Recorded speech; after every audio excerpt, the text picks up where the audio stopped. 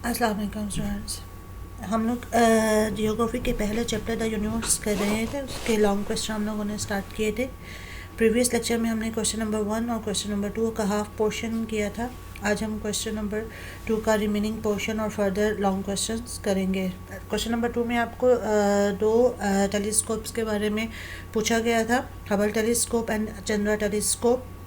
इनमें हम Hubble telescope को डिस्कस कर चुके हैं। आज हम चंद्रा टेलीस्कोप को डिस्कस करेंगे। The Chandra telescope was launched on July 23, 1999। जी, ये लॉन्च की गई थी 23 जुलाई 1999 को। It consist of 4 pair mirrors and their support structure. Chandra telescope is design to observe X rays from the high energy regions of universe. जी, इसका जो मिरर्स थे, इसमें 4 पेयर्स मिरर्स लगे हुए थे और ये इसमें से निकलने वाली रेज जो थी वो यूनिवर्स के बहुत बड़े इलाके को कवर करती थी और यूनिवर्स की बहुत सारी डिटेल जो थी उन एक्स-रेज, उन लाइट्स के ज़रिए हम तक पहुंचती थी। It is still now telescope but it has already made some amazing discoveries. ये अभी भी टेलीस्कोप मौजूद है और इसने बहुत हैरानकुन जो डिस्कवरीज हैं, दरियाफ्त हैं यूनिवर्स के बारे में, यूनिवर्स की तमाम जो डिटेल है वो हम तक पहुंचाई है। It has found black holes. Last year जो साइंटिस्ट थे उनकी एक बहुत बड़ी डिस्कवरी थी, वो थी ब्लैक होल। और ये डिस्कवरी जो थी वो चंद्रा टेलीस्कोप की ही मरूने मिन्नत थी। It has also given clues about how the universe have revolve over time. और जो हमारा टाइम रिवॉल्व होता है, जो टाइम की गर्दिश है, इसके बारे में सारी इंफॉर्मेशन जो है वो भी हमें चंद्रा टेलीस्कोप से मिलती है। नेक्स्ट हमारा क्वेश्चन है, briefly explain how solar and lunar eclipses are caused. जी, इक्लिप्सेस इक्लिप्सेस होते क्या हैं और ये किस वजह से बनते हैं। आपको पता है कि हमारे जो सोलर सिस्टम में जो हमसे रिलेटेड अहम जो ऑब्जेक्ट्स हैं सोलर सिस्टम में, वो अर्थ है, मून है, अर्थ का जो मून है, और उसके अलावा हमारा जो है वो सूरज है। जब ये तीनों ऑब्जेक्ट्स जो यूनिवर्स के एक लाइन में आ जाते हैं तो इक्लिप्सिस जो हैं, ग्रहण जिसको हम उर्दू में कहते हैं, वो रोनुमा होते हैं।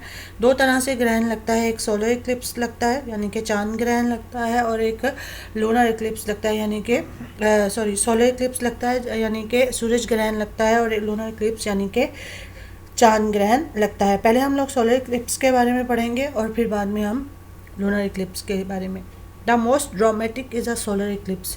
जो सबसे अहम इक्लिप्सिस में, दोनों इक्लिप्सिस में से है, वो सोलर इक्लिप्स बहुत ज़्यादा अहमियत रखता है।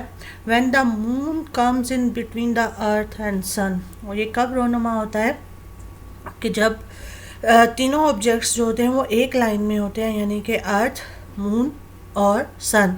लेकिन अर्थ और मून के दरमियान में जब चांद आ जाता है तो जाहिर है फिर जो सूरज की रोशनी है वो ज़मीन पर डायरेक्टली पड़ने के बजाय उसकी रोशनी जो है वो चांद पर पहले पड़ती है और वहाँ से जो है वो blocking it out. Some time it is only a partial eclipse. बाजू का ये जुज़वी जो है यानी कि कुछ हिस्से पे जो रोशनी है वो पड़ रही है और कुछ जो है रोशनी डायरेक्टली ज़मीन तक पहुँच जाती है, तो ये जुज़वी यानी कि आधा जो है वो ग्रहण लगता है। So that the sun seems to have a bite of out of it, but in a full eclipse sun disappear behind the moon and darkness fell at that part of the earth। लेकिन जब पूरा के पूरा जो सूरज है वो जब चांद के पीछे छुप जाता है तो ज़मीन का वो हिस्सा जो उस साइड पे होता है उस पर पूरे की पूरी तरह अंधेरा छा जाता है। when the eclipse is taking place, जब वो ग्रहण वाक़या हो रहा होता है।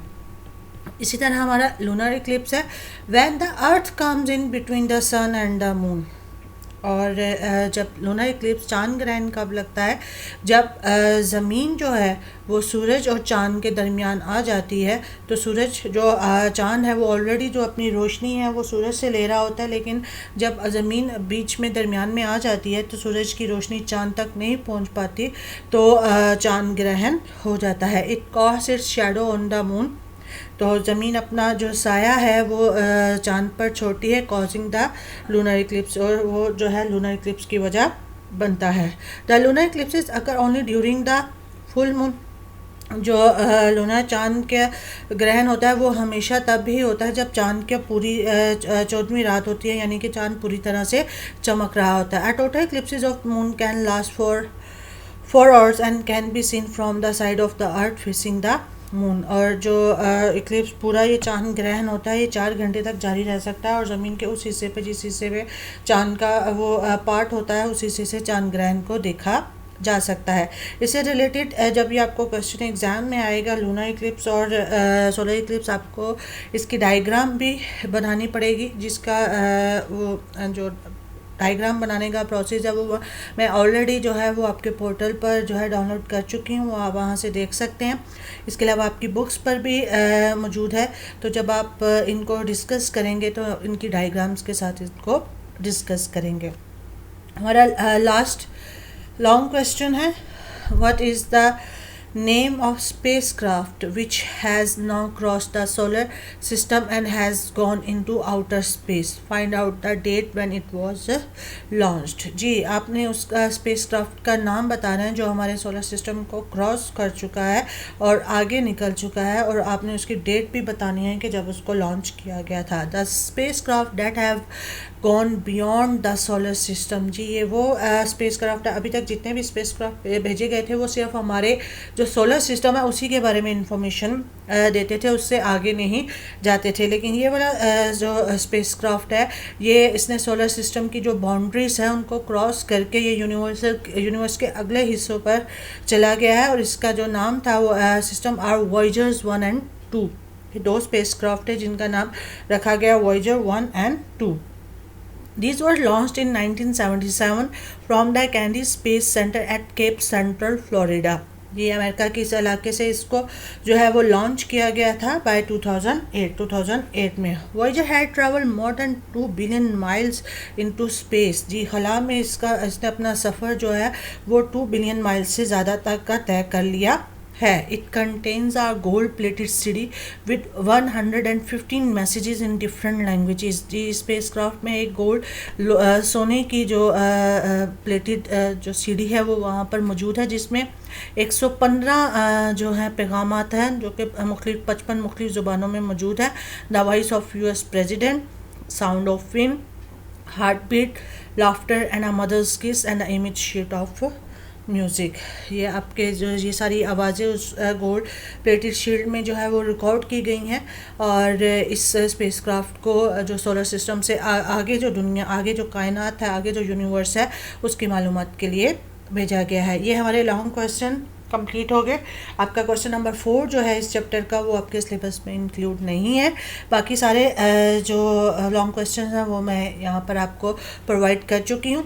उसके अलावा शॉर्ट क्वेश्चंस हैं वो आपको इंशाल्लाह नेक्स्ट लेक्चर में मिल जाएंगे। उसके बाद हमारा ये लेक्चर हमारा ये जो चैप्टर है ये कंप्लीट हो जाएगा, एंड इंशाल्लाह नेक्स्ट वीक आप लोग अपने टेस्ट के लिए तैयार रहें। मैं एक टेस्ट आपके लिए प्रिपेयर करूँगी हमारे इस चैप्टर के लिए, और वो आपको प्रोवाइड कर दिया जाएगा और आपको डेट और टाइम जो है वो बता दिया जाएगा। अल्लाह हाफ़िज़।